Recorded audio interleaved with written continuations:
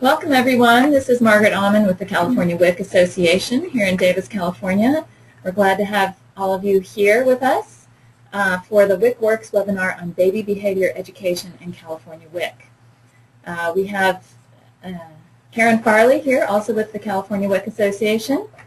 And we have two presenters, one in Sacramento, Jamie Feldman, and one in Riverside County, which is in Southern California, Laura May. Hello everyone. Presenters, just let's do a sound check and say good morning. Good morning. Good morning. All right. Thank you. We're looking forward to hearing from you. I'm going to go through some introductions about the webinar, especially for those of you who are new to GoToWebinar, which is the web-based program we're using. At this point, you should all see an introductory slide so that you know you're at the right webinar. And we'll proceed. So the objectives for this 30-minute webinar is to understand and get an overview of the California Baby Behavior Campaign and to learn how WIC participants and staff are responding to baby behavior messaging and education here in California since implementation. Just a few notes about using GoToWebinar. If you're listening in on your computer and that works for you, great, but you can also do it by telephone. If you have any problems, if you have problems with your computer, you can dial in on the number there and at the bottom of each of these slides. If you are connected by phone, please don't put the line on hold. You can certainly mute if need be, but there shouldn't be a need for that. And then in terms of the visuals, if you can't see the slides, our experience is that happens on occasion. You just need to exit the webinar and re-enter. We hope you have a success viewing this webinar and hearing us. Just briefly, I'm going to go through your attendees control panel. You can use the red button to get it out of your way or bring it back. You can connect by telephone. And the chat function is highlighted here, but we would like you to use the question function if it's there on your panel, and we'll explain that in a second. If you do have questions, we will try to answer as many as we can at the end of the webinar. So please type it into the question box and be sure to press send. We here at California WIC Association will screen those and forward them verbally to our panelists. And if we don't get to them, you will have panelist contact information. And we're also recording the webinar, so anybody you know who wasn't able to stay on or get on, you'll be able to access that on our website. Just a few words about the California WIC Association if you're not familiar with us. We're a nonprofit education and advocacy organization. We serve 84 local WIC agencies in California, but we also are interested in reaching out to anybody who wants to advocate for the Special Supplemental Nutrition Program for Women, or WIC. All right, at this point, I would like to turn it over to Karen Farley, who will give you some background and introduce our panelists. Good morning, everyone. Thank you for joining us. So today, this is a very exciting webinar, and I'm sure you're going to be very happy that you're here.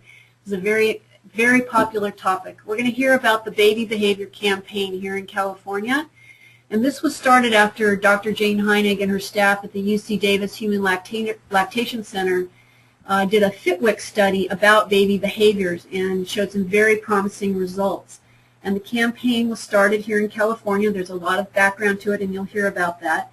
But it basically assists WIC staff in learning how to share information with parents about baby behaviors, and then helps parents learn about their normal baby behavior as related to sleep, crying, subtle cues, and feeding. It's a very exciting campaign and very exciting development that's come out of this work. So I'd like to introduce Jamie Feldman and Laura May. Both of them worked on a statewide task force that helped develop the materials for this. They're very familiar with it. Jamie works here in Sacramento County for the Sacramento County WIC program. She has a master's degree in nutrition from University of Buffalo, New York. She's been a lactation consultant since 2009, and she's a happy breastfeeding mom to a 16-month-old girl. Laura has worked in the Riverside County WIC program for 4 years, and in that time served on the Baby Behaviors Workgroup. Prior to that, she worked providing medical nutrition therapy in Riverside and Arizona for people with HIV and AIDS. She's also taught nutrition at the community college level in Arizona for a decade. She has 4 children and 3 granddaughters and enjoys traveling to Arizona, Wisconsin, and Washington to visit them. Also on the call today, but not presenting, but helpful if we have some questions, are Valerie Hawk and Judy Sheldon from the state WIC program that work with the local agencies in developing and managing this exciting campaign.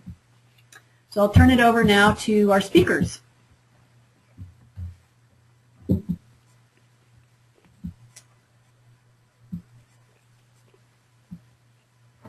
All right, very shortly we should be able to see Jamie and Laura's slides.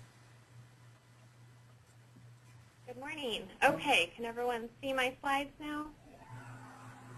Yes, be sure to speak up or if you're on the phone or... Okay, are you guys seeing the slides now? Yes, we are. Thank you. Okay, great. Good morning. So before I get into the California Baby Behavior Campaign, I wanted to take a few moments to talk about how this all got started. So the foundation for this project began several years ago when California WIC partnered with the UC Davis Human Lactation Center to answer a very important question. They wanted to find out why so many WIC mothers stop breastfeeding, begin mixed feeding, or even start the early introduction of solids despite all of the infant feeding education and breastfeeding support offered at WIC. And what they discovered through focus groups with participants was that most mothers did believe breastfeeding was best for their baby. However, they felt they had to introduce formula and solid foods early on to respond to perceived indicators of infant hunger. Many mothers in the study believed that babies cry and wake only because of hunger. So the intervention set out to provide information about normal infant behavior using key messages surrounding those topics on infant sleeping, crying, and cues. So what they found was when parents understood more about normal infant behavior, specifically how infants sleep and how they communicate their needs, parents were better able to follow the infant feeding recommendations provided at WIC. On the local agencies that received the intervention, there was an increase in exclusive breastfeeding rates and a decrease in both formula use and overfeeding overall. So I think we can all agree that these are really exciting results. And based on that, the California State WIC made the decision that all 84 local WIC agencies in California really needed this information. So the first step in that was putting together the California Baby Behavior Workgroup. So here's a photo of the workgroup. It was composed of local agency staff from large and small agencies throughout the state of California, as well as state WIC staff, and UC Davis staff was involved too. And involving Dr. Heinig and her team in the work group assured that the original baby behavior messages were maintained. So this group, we began meeting in the fall of 2010, and we met twice a month for 2 days at a time over almost a year-long period, just to work through all the details of the campaign. So we spent a lot of time together.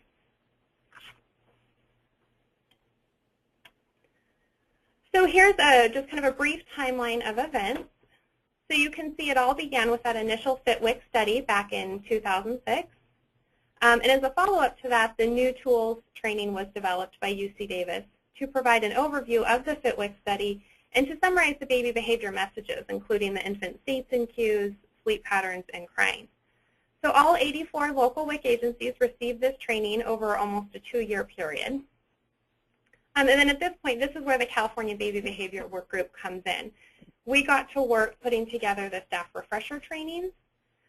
Because it had been so long since some people had received the new tools training, we felt like we wanted to get all of the staff on the same page before we rolled out the participant education piece. So there was 3 refresher trainings, one focused on sleep, one focused on cues, and then crying was the 3rd one. And the goal of the refresher trainings was really to increase staff knowledge about normal newborn behavior and really to increase their confidence in sharing the information with their participants. So once all the staff were trained, the participant education pieces began rolling out in the fall of last year. So the participant education pieces really rolled out in phases as well. So they can be broken down into two contacts. So the first one is the prenatal piece. And this rolled out first. So it primarily focused on infants sleeping, why they need to wake up, and then it also touches on crying. So the early infancy class rolled out next, and this is where we are currently with the campaign. Some agencies are still in the process of implementing the early infancy class, and it really focuses on recognizing and responding to infant cues. And the timing of both of these contacts is really important. The original FitWIC study showed that the sleep messages really needed to be given prenatally, but the cues information was most meaningful in the early postpartum period, after they had spent a little time getting to know their baby. But we didn't want to wait too long because then parents may already be doing things to try to get baby to sleep through the night, or even overriding the cues, for example, by feeding in response to all crying. So the early infancy really needs to be given before 6 weeks, but we've found 2 to 3 weeks is usually the ideal period for moms to receive that information. And this is just a sample of some of the posters and handouts we used in the classes. The posters there on the left are used in the prenatal class, and then the handouts on the right are used in the early infancy class.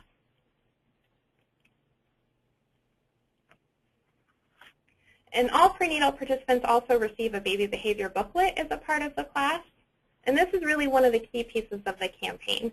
You can see the cover there on your left.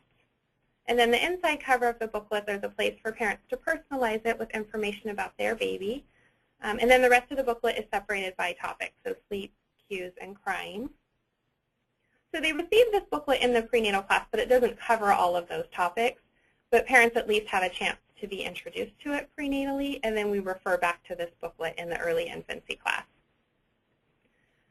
And the booklet really provides a nice way for parents to share the information about infant behavior with others that will be caring for their baby too. Because often dads or grandmas are going to be really involved but maybe don't have an opportunity to come participate in the WIC classes, so moms can take the booklet home to share. And moms can also use this as a resource to refer back to once their baby's born or as their baby grows and changes. And along with the booklet, participants also receive a DVD to take home. So like the booklet, the DVD was designed to be shared with support people such as dad or grandma. And I was actually hoping to show a clip of the DVD today, but we did a little practice run through with it, and unfortunately it was streaming too slow on this webinar. But we do have a link to it at the end under resources. There's some YouTube clips so you can check it out. I do have a few still shots from the DVD though, just so you can get a feel for it. So all of the filming was done in a WIC agency. It was actually done here at Sac County. And there's a segment where Dr. Jane Heinig from UC Davis is there answering questions from real WIC moms about their newborn's behavior. And then there's babies shown illustrating the concepts she's discussing. So for example, here these babies are showing the difference between light and deep sleep. And it is so powerful when moms see the video. It really drives home a lot of the concepts, because portions of the DVD are shown in the classes as well, and then they get to take it home to share with others. So I definitely encourage you to check out the link if you have a chance. This is a really important piece of the campaign, the DVD. And all the staff training materials and the participant pieces are all posted on the California WIC website, which is just wicworks.ca.gov. So this is the main state website, and if you just click on the California Baby Behavior Campaign, it'll take you to all the materials. So you see the staff training materials are there, the new tools to reduce overfeeding training is there, as well as the refresher trainings, and the participant ed pieces. And if you go into the prenatal education, you can actually find the booklet there in a PDF, so you could see the entire thing. So lots of good information there. And at this point, I'm actually going to turn it over to Laura, and she will walk us through the implementation of the campaign and the feedback that we've received from staff and participants. Okay, thank you, Jamie. The training and rollout of the baby behavior campaign was done in phases because there's a lot of information for the staff to learn. First, we trained the staff to understand normal baby behavior. The messages are simple and intuitive, but the staff needs to really understand them very well before they can explain them to others. So we found that providing opportunities for staff to practice explaining them to each other helped them learn the material well enough to feel confident in sharing the messages with the participants, and we included this practice in the trainings. After all staff had been trained to understand baby behavior, they were trained to provide the education to the participants. The prenatal class was rolled out first, and it wasn't too difficult for most of the agencies to add it to the schedule. But rolling the early infancy education class has been more challenging for a variety of reasons, and therefore it isn't completely rolled out statewide. This is a difficult class to fit into the schedule as well as teach. The facilitator utilizes the babies in the classroom to talk about what they're doing, and it requires the staff be more confident and more comfortable in recognizing the baby cues in the infants in the room at that time. And so it's important for the training coordinator to provide lots of practice and coaching for the people who will be teaching the classes at the WIC sites. It's also important to be flexible in your expectations of the rollout. Staff need time to learn the information and adjust to the changes. You might want to start with just one clinic site when you begin to roll it out. Providing the baby behavior information to new parents is important, but it takes time for the parents, for the local agencies to determine how and when they can present this material to the participants. Next slide. Some of the challenges that we had. One of the findings from the initial baby behavior study was that the timing of the baby cues messages is very important. The information is most meaningful to new parents and caregivers during the first 6 weeks. The concept of baby cues is abstract to new parents until after they've met their baby. They actually have to have a baby there to observe the cues, to know what it is that they're seeing. And so they have to be taught early, or else they will override the cues and do something different with that baby. The most challenging part of implementing the baby behavior education for local agencies has been to add the early infancy education during the early postpartum period. During that time, we're enrolling the infant, recertifying the mom, and providing breastfeeding support, and it all takes time. Some staff may perceive that they'll spend more time with participants to provide this baby cues information, but as they become more comfortable with providing the information, they find that it doesn't really take more time, as they're addressing many of the breastfeeding concerns that new moms have when they are introducing the baby cues information. I experienced this. I sat in on a few of our early infancy classes at our agency because the staff had told me that the participants didn't interact with each other. They didn't seem to like the class. And what I found was that the teacher wasn't following the script and was pretty much just showing the video clips to the participants that were there. So I spent some time after that class, went over the script with the teacher, reviewed the interactions and the open-ended questions that are included. And when she taught the class an hour later, the same teacher, different participants, she had added those things to it, and it had become interactive. The participants were interacting with each other, and the teacher and the participant were all enjoying the classes. So keep in mind that observing and mentoring staff can help them overcome the difficulties that they have with presenting this information to the participants. I have to mention, too, here that having a baby at a WIC site can be difficult and a challenging time for new parents. Bringing a newborn to an appointment takes some planning. And if you spent much time with a newborn, you know they can be very unpredictable. Sometimes the participants will miss their appointment and walk in to enroll their baby. And then if staff can make the adjustments and take the time to help the new parents who are struggling with a new baby, everybody will benefit. So how did the staff respond? The response has been very positive. WIC staff see the value in providing the baby behavior messages to participants. Many staff also share these messages with their friends and with family. Once they're fully trained and are comfortable sharing this information, then the staff enjoy teaching the baby behavior classes, and it's not one that they want to trade with anybody else. Here are a few quotes from WIC staff who have attended the trainings and are now providing the baby behavior messages at the WIC sites. I wish I knew this stuff when my kids were little. Asking mothers to hold and watch their babies improves the connection between them. Participants love receiving the DVD and booklet so they can share it with others at home.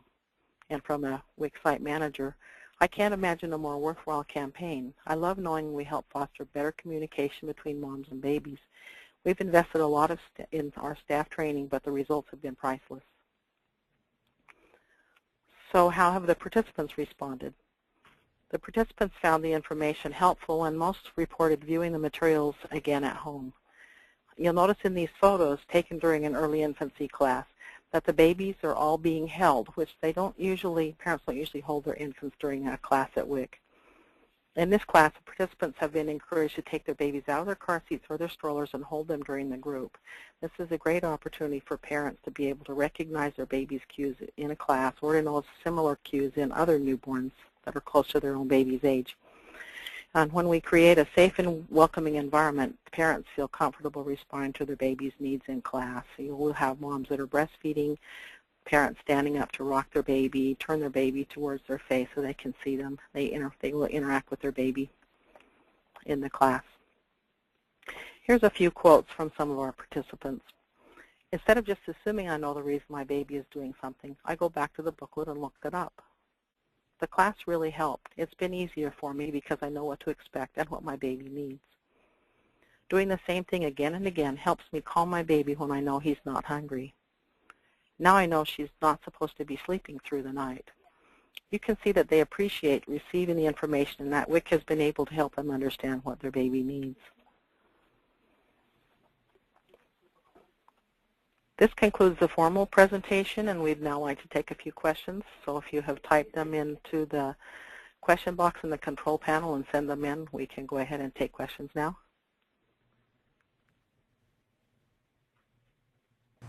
Thank you, Jamie and Laura. That was really a great overview, and I just feel the excitement and the positive energy that this campaign has inserted into the WIC clinics, the WIC staff, and the parents, even with the challenges. But, you know, good things come with the challenge sometimes, and it's really worth the effort. We do have a few questions. I'm going to read them to you. They're pretty specific, and they're somewhat related. If rooting is a reflex that is automatic, will the baby continue to root even if full? And the same goes for sucking.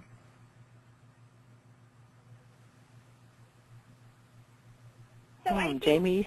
When we talk about hunger cues in the class or in the booklet and the DVD, I mean, we really focus on the fact that they're cluster cues, and you have to take into account the whole picture, you know, what the baby's doing. So we don't pick out, you know, specific things that if the baby's doing this one thing, then it means the baby's hungry. So they really are cluster cues, and we really encourage them to take into account everything that the baby's doing. It's not as simplistic as that. Yeah, that's right. Babies will suck. That is reflex. Rooting is a reflex. If you touch their cheek, they will turn towards that. That's just something that is. But therefore, you have to look for everything else that they're doing in addition to it. If you leave a bottle in an infant's mouth, they'll continue to suck on that. They will suck on a pacifier. That's what babies do. So, yes, it's looking at the whole picture. Yeah, I thank you for that. And there's another question. I think you've pretty much answered it, though. What do you suggest we tell moms who see the signs of fullness in the baby, but if you put the baby back in their mouth and see the baby, A, calms and B, sucks and takes more milk? The bottle back in the baby's mouth, sorry. Yeah, and we talk, there is a segment in the video that is so easy to do. You know, the baby's obviously showing fullness cues in the video. You'll see that the sucking starts to slow down, the baby starts to turn their head away. But if mom or dad continues to jiggle the bottle, that the baby will continue to suck or swallow because the formula is dripping into the mouth. So we do definitely address that and show parents how easy it is to overfeed a baby. So we really have to watch the baby closely, and we start to see the sucking slowing down and the baby turning away or even putting their hand out, that the baby really is done. Even though we could override it and the baby will continue to eat. Really want to catch those cues early and respond. And again on this too, there are fullness cues that come in clusters too, and so if they look at the other cues, they will know their baby's full. Right, so the opportunity to sit there either with a mom and the staff or a group of people and really look at that, just like we look at babies breastfeeding, and there's lots of subtleties and things to look at, would really be helpful, and have that conversation right there, that they could then have that conversation at home, I would assume, and help them. Yeah, absolutely. Right. Okay, here's a question about the classes. Are they separate from your breastfeeding classes? If so, do the materials address differences on how to care for babies who are breastfed versus bottle? So They the are baby separate? behavior. Go ahead, Jamie. Well, the baby behavior classes, they don't replace breastfeeding, and the baby behavior classes really are for all infants regardless of feeding choice. So the messages are not different for breastfeeding or formula feeding. They're all in the same class together. Were you going to say something, Laura? I was just say, in addition to what Jamie said too, we do offer breastfeeding classes, but that is separate from this one. And so in that one we do talk about breastfeeding, and all moms will get that class, as well as all moms will get the baby behaviors class too. Okay. Yeah, I think what we've found is just the baby behavior, it's not replacing the breastfeeding, but it's really been giving the moms the confidence to know that breastfeeding is going well, because most of the breastfeeding concerns that we see early on are, moms concerned about their milk supply, or they're not sure their baby's getting enough. So what we found is that it really does help them know that breastfeeding is going okay. And certainly, people have breastfeeding complications, and those moms, we would refer on to the lactation consultant or refer appropriately, because baby behavior obviously would not fix the breastfeeding problem. But it does give most moms the confidence to know that breastfeeding is going okay. Right, so there was another question related to that, the new knowledge encouraging more breastfeeding. Maybe you can talk about some conversations you remember from certain moms and the ahas and encouraging them to keep breastfeeding related to the knowledge they got through baby behaviors. Yeah, I think what's been most eye-opening for me is before the baby behavior campaign, when moms came in early on and were unsure if they were making enough milk, or maybe starting to request formula, or had just started introducing it. And I would ask them questions like, why do you think you need the formula? And it was always went back to, I don't think I'm making enough milk. But when we checked the weight was fine. Baby was having plenty of wet and poopy diapers, but that still was not reassuring to the mom. She still felt like the baby wants to nurse every couple hours. Oh my gosh, I'm up all night with the baby. The baby still cries when I try to lay her down. So it kept going back to those same reasons that they found in the study. I mean, that's why she thought she needed the formula. So when we talked to her about the fact that, yes, babies should be waking up, and in fact that's a good thing, and that babies cry for lots of other reasons. I think I've seen the same thing too. So those are the things that really help them feel reassured that their baby, it's just really tough having a newborn, but these are all just normal things. This is how babies, respond. And so I think that, more than anything, has been giving them the confidence to know that breastfeeding is going okay. I think so many parents just have very unrealistic expectations about what it's like to have a newborn. So I think the goal of all of this is really just to give them realistic expectations about what it's like to have a newborn and how newborns do behave. And one of the things I've heard, and maybe you can comment, I think you've touched on a little bit, but I think it's a really important area for those moms who are bottle feeding. The risk of overfeeding is so easy, and how this initiative has impacted the empowerment of those parents. Yeah, and because we have the bottle feeding and breastfeeding moms together, I've actually heard this several times now. In the class, the moms that are bottle feeding will say things like, oh my gosh, it's so much easier for the moms that are breastfeeding to tell when the baby's full, because it is so easy to override those cues. And that's why the video clips are so helpful, because there's a really great clip of a baby that is showing those fullness cues, but then as the mom continues to jiggle the bottle and put it in the baby's mouth, he does continue to suck. So I've seen lots of parents have, real aha moments with that, because it's so easy to do that. Great. Yes, and they do. I think they have unrealistic expectations about how much their newborn should be eating too. and that babies, if you feed them more, they will not be hungry. They'll sleep longer and they won't cry for a long time because they won't be hungry. And once they find out that's not really true, that they're really not helping their baby, then a lot of parents will stop doing it. So this is all just so important. Every time I hear about this campaign, I just get so excited. It's just so important for our babies and for obesity prevention and good parenting skills. It's really great. There is one more question we have here. It is about getting the education. Do they get them at the enrollment appointment and in a class, or is it one or the other? I think there's variations on how local agencies have implemented it. For here at Sac County, we start the enrollment actually by phone, and then they come in to finish up the infant enrollment and attend the group class. But there are a lot of variations on how local agencies are implementing it. In Riverside, most of ours will come in and enroll the baby, recertify the mom, and provide that class at the same time, which does get complicated, but it's in some ways it's easier because they're all there, and in some ways it just takes a little bit of time. I think if you warn parents that it will take longer, and they're prepared for it, and if staff is prepared for it too, then it works out best. So the different agencies will do it different ways. Great. Well, we see that it's 12 o'clock now, and were there any other things you wanted to add as we close out the webinar? No, I would just really encourage people to check out the WICWorks website and check out all the materials and the booklet and the DVD if they're interested. Right. You can also email us to our emails were given a few seconds ago on the slide. If you have questions, you can contact us or contact CWA, and we can get back to you with some answers.